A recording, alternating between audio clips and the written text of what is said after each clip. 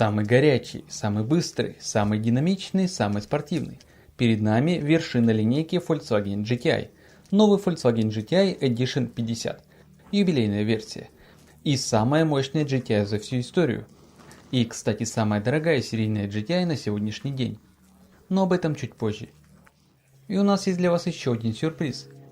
Езда под дождем. Ну а что может быть лучше? Очень интересно. Как он едет, насколько он хорош. И есть ли вообще смысл выбирать его вместо Golf R с полным приводом? Сейчас все это и выясним. С тормозом авточувства в 4К на весь экран и без купюр. Поехали. И вот передний шильдик GTI. Красная полоска, конечно же. И цвет Tornado Red. Здесь контраст не так сильно бросается в глаза.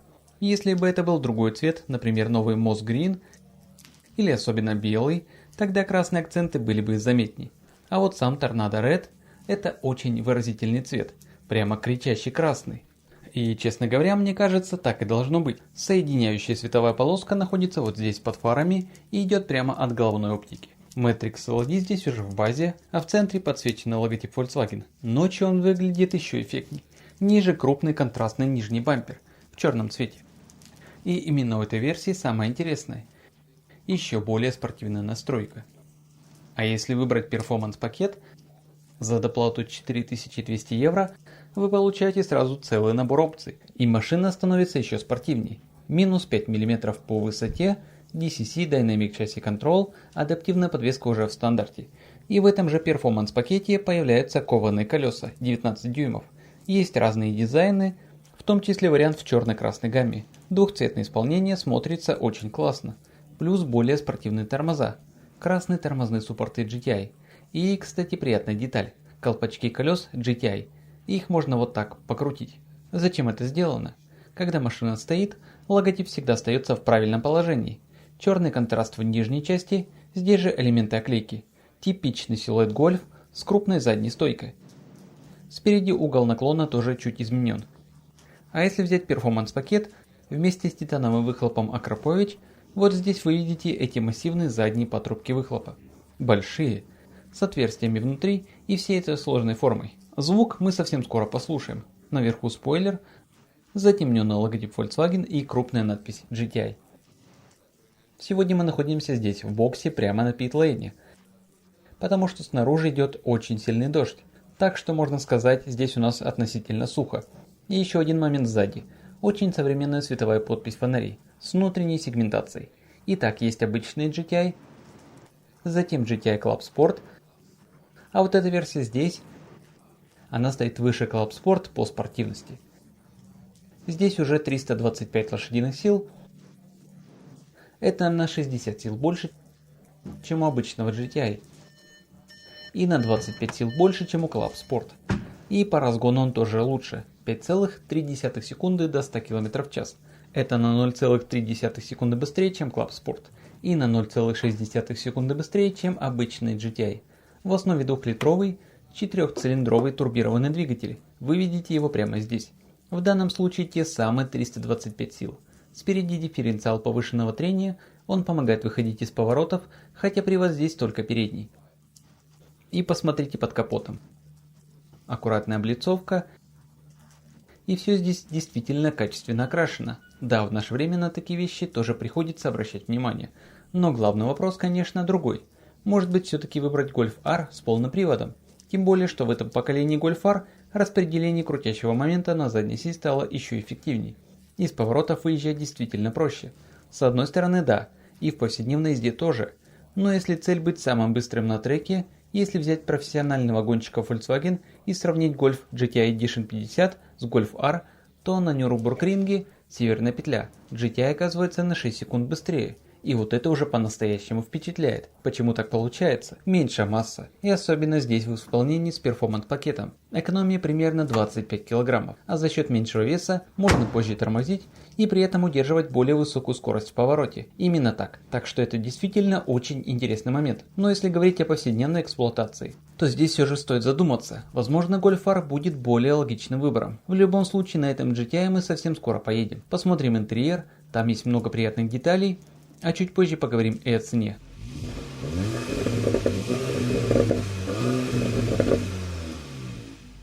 Теперь интерьер. Начнем с ключа, стандартный с глянцевой поверхностью. Но здесь есть как минимум шильдик GTI 50. Классические дверные ручки, вот это мы любим, они действительно ощущаются очень добротно. Закрываем дверь, да, звук плотный, ровно то, чего ожидаешь от Golf. И, кстати, здесь есть подсветка. Вот она прямо здесь, у ручек. Немного света внутри, и сразу понятно, куда тянуть. Верхняя часть двери мягкая, здесь вставка из микрофибры, а в зоне локтей мягкий кожзам. Классические кнопки стеклоподъемников и регулировки зеркал, и ткань на внутренней части дверей. Это тоже приятно видеть. Порог с логотипом GTI 50 и коврики с красной контрастной прострочкой. И да, хорошее замечание от Ли. Здесь есть красные акценты даже на педалях, а на ковриках специальный шильдик в паре с логотипом на руле и та же красная прострочка внутри. Это опциональный руль с отделкой из микрофибры, одна из самых недорогих опций. И, честно говоря, он очень классный. На ощупь просто отличный. И еще один момент. Так можно сделать весь интерьер полностью без материалов животного происхождения. И настоящие кнопки на руле. Это действительно радует. Слева управление круиз-контролем, справа, например, активация подогрева рулевого колеса. И здесь нет такого, что вы случайно что-то нажимаете. Кнопки нужно реально нажать, они не сенсорные. В центре затемненный логотип Volkswagen, он хорошо вписывается во всю эту общую схему. А вот и фирменные сиденья с узором Clark, ткань по центру и сверху, плюс элементы из микрофибры. И вот здесь посмотрите, лазерная гравировка. Выглядит очень классно. В целом это такой ретро-стиль, но при этом современное спортивное сиденье с актуальным уровнем комфорта. И да, сидеть здесь действительно удобно. Это спортивное сиденье, но с хорошей поддержкой плеч и нормальным комфортом внизу. По запасу места над головой мой рост 1,89 м без проблем, есть и люк в крыше, который, кстати, по-прежнему можно открыть. Регулировка руля вверх-вниз, на себя и от себя. Ход приятный, ощущается очень надежно. И этот руль из микрофибры мне, правда, очень нравится. Здесь же подрулевые лепестки для 7-ступенчатой DSG, роботизированной коробки с двумя сцеплениями. Она здесь идет уже в стандарте. Но, честно говоря, сиденье это один из главных хайлайтов. И еще вот эти красные ремни безопасности как контраст. Тоже очень круто. И, кстати, Isofix есть даже на передних сиденьях, если для кого-то это важно. А теперь давайте все это оживим. Вот анимация GTI при запуске. Аудиосистема Harman Kardon, еще одна опция для этой модели. В данном случае декоративные элементы в серебристом стиле. Подсветка салона сейчас установлена на красный цвет. Передняя панель с мягким покрытием. В целом качество сборки вполне приятное. Интерьер располагает. Единственный момент, который лично мне в этом поколении Golf не очень нравится, слишком много сенсорного управления. Например, климат-контроль. Volkswagen здесь уже движется обратно. В новых моделях ID, например, снова будут физические регуляторы климата.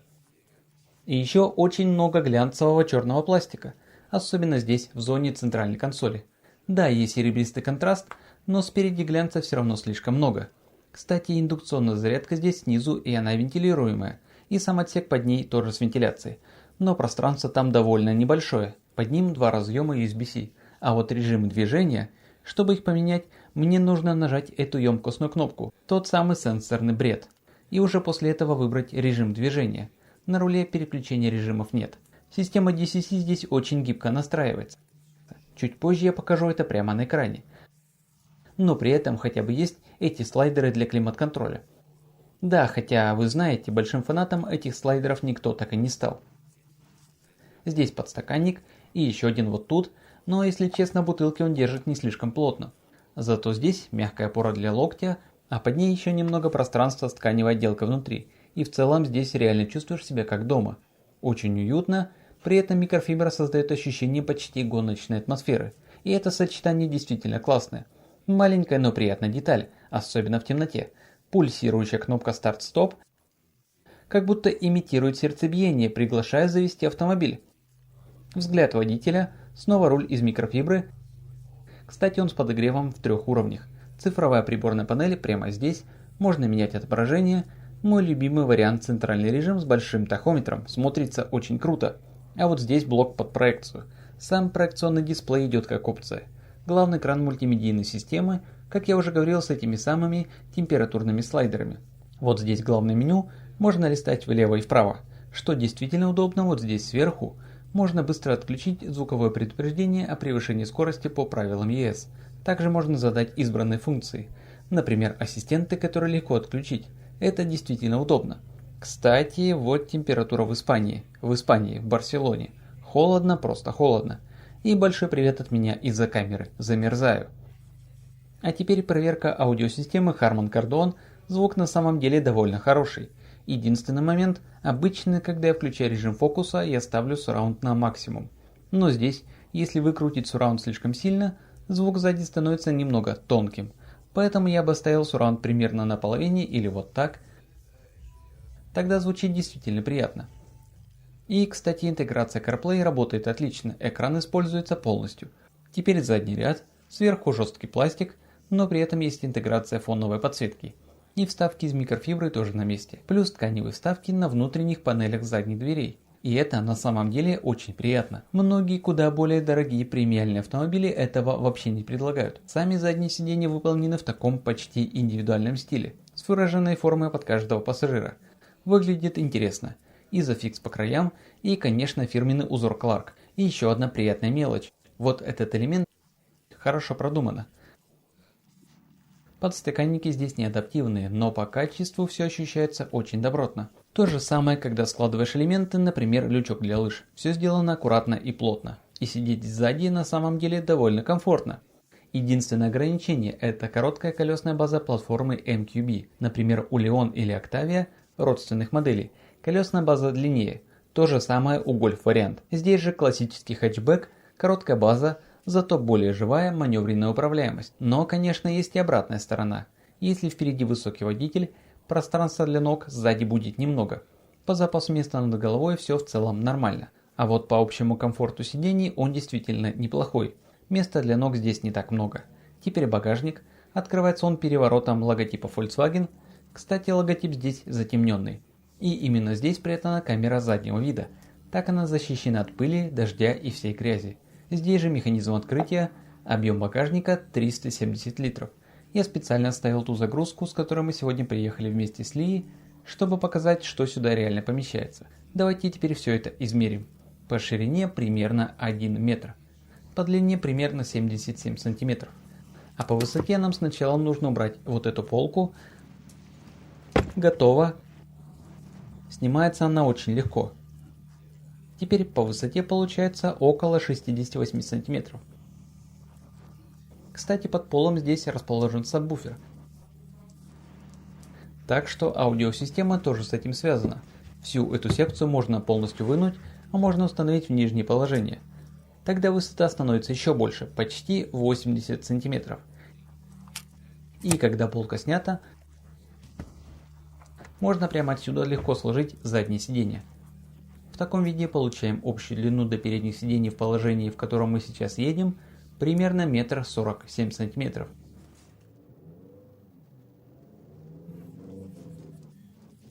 Итак, выезжаем на обычные дороги. Тест-драйв Volkswagen Golf GTI Edition 50. Вода летит во все стороны. И совсем скоро мы точно ответим на вопрос. Вообще, насколько эти полуслики вообще работают под дождем? Да, снимать в дождь для нас всегда вызов. Но с другой стороны, это отличный тест. Потому что, ну давайте честно, есть очень много стран, где дождь это просто нормальная реальность. И вот еще один хороший сценарий. Например, когда вы заезжаете на заправку, там всегда есть эти участки покрытия, чтобы, возможно, пролитое топливо не растекалось по дороге. И именно здесь ты уже сразу чувствуешь, что подвеска заметно жестче, чем даже у обычного Golf GTI. И это при том, что сейчас у меня все выставлено в режим комфорт. Что я сделал на данный момент? Я, скажем так, настроил себе некий веселый дождевой режим. То есть, когда едешь под дождем, большую часть настроек имеет смысл оставить в комфорт, но при этом я увеличил звук и снаружи, и внутри. Так что в салоне у нас все равно остается приятное звуковое сопровождение. И дальше мы сможем показать вам, как машина ведет себя в обычной дорожной езде. Ну что ж, можем спокойно разогнаться и выехать на автомагистраль. Вообще без проблем. С 60 км в час. Поехали. Окей. Да, полуслики здесь чувствуются. Давайте так и скажем. В таких условиях полный газ точно точно не рекомендуется. Можно получить вот это ощущение, когда колеса начинают подпрыгивать, как будто штампуют по асфальту. По-немецки мы говорим «штампель». Такое поп-поп-поп. Но если оставить ESC полностью включенным, система отрабатывает довольно уверенно. И здесь ведь только передний привод. Так что, по крайней мере, есть плюс. Задняя ось не может резко сорваться, если слишком активно нажать на газ.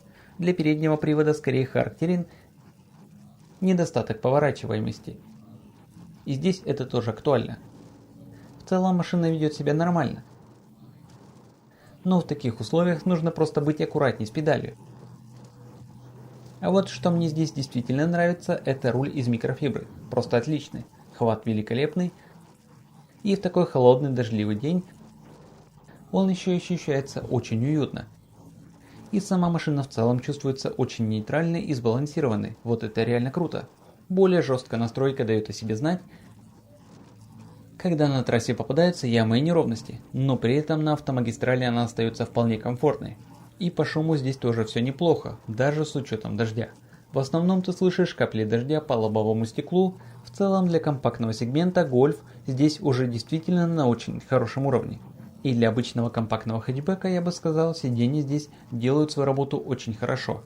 Они реально хорошо удерживают тело, ты не болтаешься из стороны в сторону.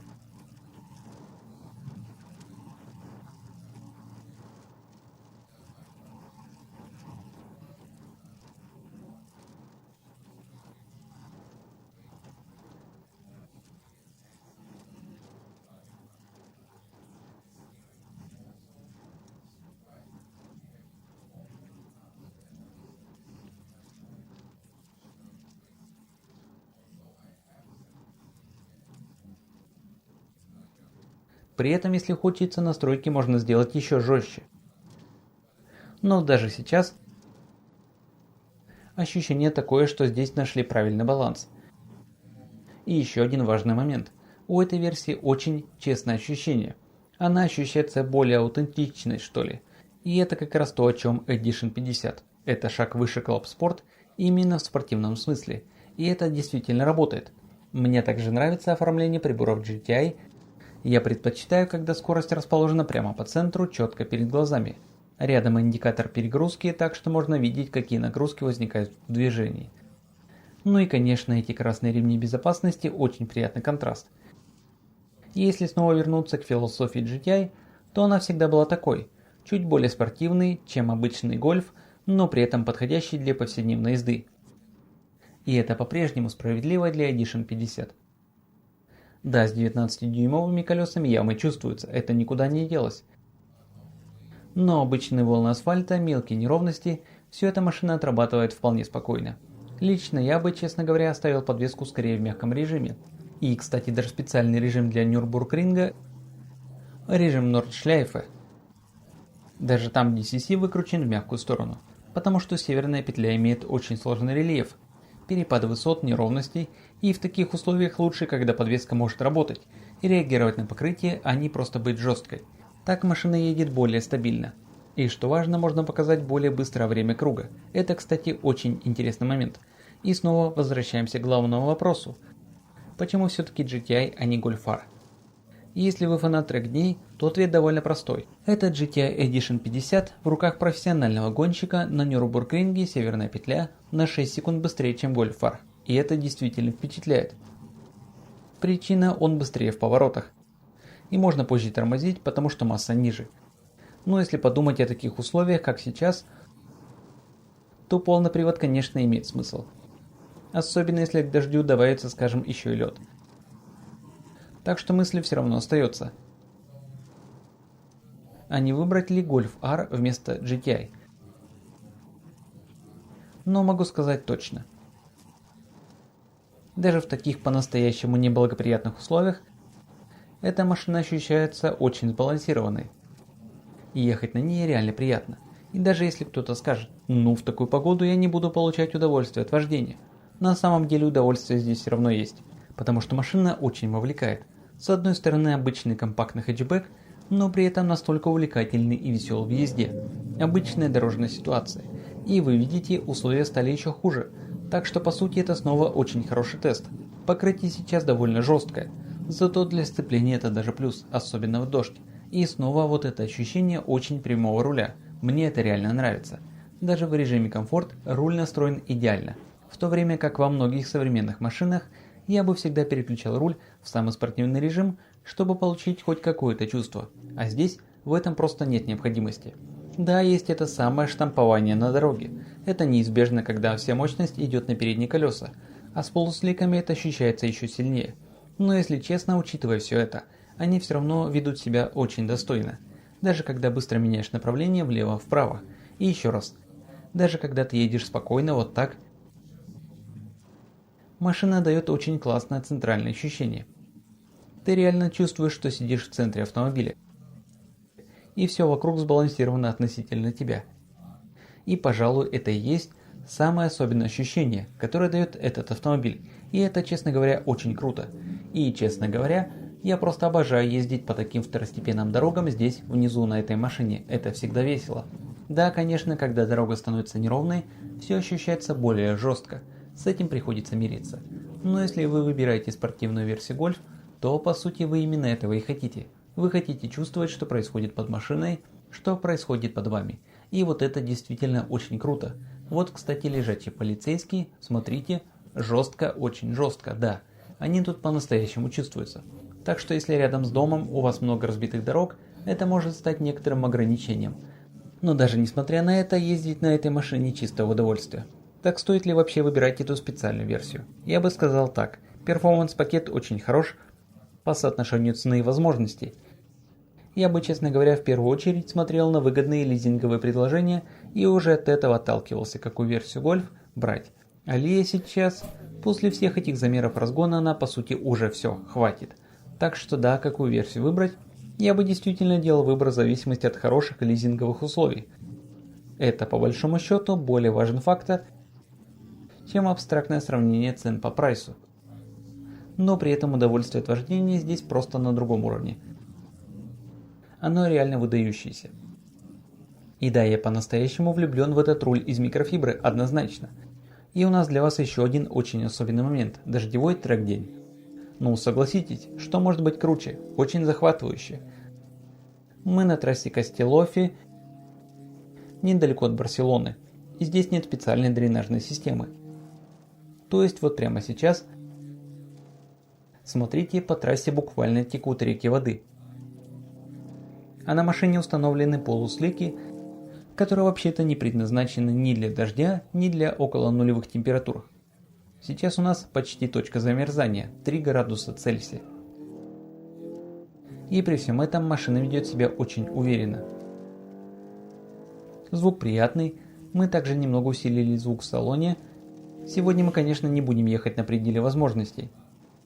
Но могу сказать так, если учитывать, что этим шинам нормальная рабочая температура 40-50 градусов, и речь идет именно о температуре шин, а не окружающего воздуха, то сейчас они, по сути, едва ли теплее, чем сама окружающая среда. Потому что здесь очень холодно и очень мокро. И все равно поведение машины впечатляет, очень неожиданно для этого региона. И при этом все гоночные пилоты, которые сегодня здесь, сказали мне, что именно эти полуслики Bridgestone на данный момент лучше всего работают среди полусликов в таких условиях. Конечно, если говорить об обычной дороге, да, при таких зимних температурах и в такой погоде однозначно стоит выбирать нормальные зимние шины на 18-дюймовых колесах. Но сегодня на этой машине установлен именно этот комплект, и именно поэтому мы можем показать вам максимум того, что вообще возможно, и при этом все равно получать удовольствие, приятный звук, хорошее ускорение. И это снова показывает, насколько хорошо эта машина управляется. Отличный хват на руле из микрофибры, и вот опять река воды пересекает трассу. Мы уже были здесь на RS3 и на RSQ8, и ехали здесь полным газом по этой обратной прямой. И вы, возможно, тоже почувствовали и услышали, как еще одна полоса воды буквально съела ускорение. В таких условиях действительно разумнее не нажимать газ в пол. Иначе мы просто получим то самое штампование колес. Так что здесь нужно быть очень аккуратным и плавным.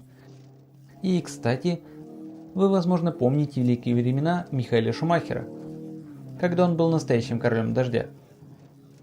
Мы, конечно, очень надеемся, что однажды сможем увидеть его снова. Может быть, с развитием медицины и технологий.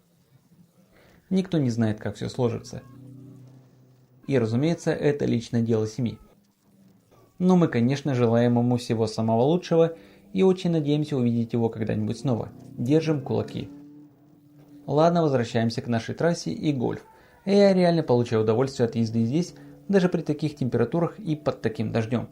Конечно, со стороны это выглядит очень эффектно. И я должен сказать, огромное уважение профессиональным гонщикам, которые проводят дождевые гонки. Серьезно, это очень-очень скользко. Нужно быть постоянно собранным, на максимальной концентрации, ни на секунду не расслабляться. И снова большая река воды поперек трассы, так что здесь нужно быть максимально аккуратным, чтобы машину не сорвало. Но, честно говоря, я снова поражен работой шины. И сама машина опять ощущается очень хорошо сбалансированной. А впереди у нас главный внутренний конкурент, кстати, Golf R. Только там версия вариант, а мы здесь на хэтчбеке GTI. Поехали!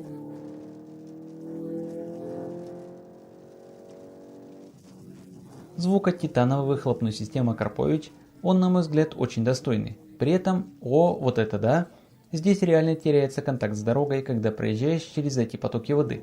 Но с другой стороны, есть и усиление звука в салоне, и его, кстати, можно уменьшить или вообще отключить. Так что все зависит от того, что именно вам нравится. При этом звук совсем не кажется чрезмерным. Это скорее хорошая обратная связь, которую ты получаешь внутри автомобиля. Кстати, вы видите, Лия сейчас спокойно отдыхает в боксах. Она просто не захотела выезжать со мной в таких условиях. Ее за это совершенно нельзя винить. А я тем временем получаю удовольствие. Мне реально весело, и это снова говорит о том, насколько хорошо эта машина управляется. Ого, ого, ого! Здесь реально очень стрёмно. Но знаете, иногда нужно принимать вызов. И хорошо, что на обычных дорогах я ехал максимально аккуратно, очень защитно, без риска. А здесь на треке мы можем позволить себе чуть больше и показать вам несколько динамичных кадров даже при таких условиях. Потому что если здесь что-то пойдет не так, но единственный, кто пострадает, это я сам, никто другой. Так что поехали. И все равно очень хороший ход. Ух, это реально похоже на плавание по дороге. Но в этом и вся суть. Обычно здесь не бывает столько дождя. А потом выходит солнце и все быстро высыхает. Именно поэтому дренажной системе здесь уделили не так много внимания. На трассах в Германии, конечно, все было бы иначе, но сама трасса просто отличная, мне она очень нравится. И если вам интересно посмотреть на эту трассу в сухих условиях и с действительно жесткой ездой, очень рекомендую наше видео с RS3 или RSQ8. Там мы ездили по сухому асфальту и могли реально погонять, это было очень впечатляюще. Но даже так, в таких условиях это все равно очень крутой и запоминающийся опыт. И еще раз это отлично показывает, насколько классно настроено шасси у этого автомобиля. Теперь о цене. Обычный стандартный GTI, скажем так голый GTI, стартует примерно с 46 тысяч евро. А эта версия здесь уже 54 тысячи евро. Перформанс-пакет, который установлен на этом автомобиле, стоит еще чуть больше 4000 евро. Но если добавить дополнительные опции, например панорамную крышу, руль из микрофибры, кстати одна из самых дешевых опций, выбор цвета, другие колеса и так далее, то этот автомобиль в конфигурации, в которой он стоит здесь сейчас, легко можно довести до 64 тысяч евро. То есть больше 60 тысяч евро за Volkswagen Golf. Это, конечно, немного безумно, да, определенно. Но при этом обязательно нужно смотреть на лизинговые ставки. Как они выглядят, как в итоге играть по платежам. Если же сравнивать GTI Edition 50 со стандартным Golf R, то разница на старте всего около 1000 евро. Но при этом Edition 50 уже включает очень много оснащения. А если сравнивать сопоставимые конфигурации GTI Edition 50 и Golf R с аналогичным набором опций, то Golf R оказывается примерно на 7000 евро дороже. И он легко перешагивает отметку 70 тысяч евро. Это уже абсолютно сумасшедшие цифры. Но в конечном итоге, особенно на рынках с сильными лизинговыми программами, таких как Германия, все будет зависеть именно от лизинговой цены. И между GTI Edition 50 и Golf R все равно останется заметный ценовой разрыв. И тогда вопрос становится более философским. Вы действительно хотите именно значок GTI? Более легкий автомобиль, более трек-ориентированный характер? Вы фанат GTI? Или же вам важнее полный привод и универсальность Golf R?